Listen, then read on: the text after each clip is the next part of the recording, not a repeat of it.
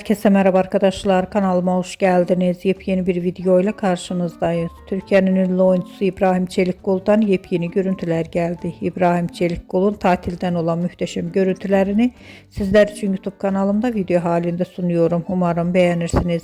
Arkadaşlar, videomu beğendiyseniz kanalımı izlemeyi ve bildirim butonuna basmayı unutmayın. Şimdilik benden bu kadar olsun. Yeni videomuzda görüşmek üzere. Hoşça kalın.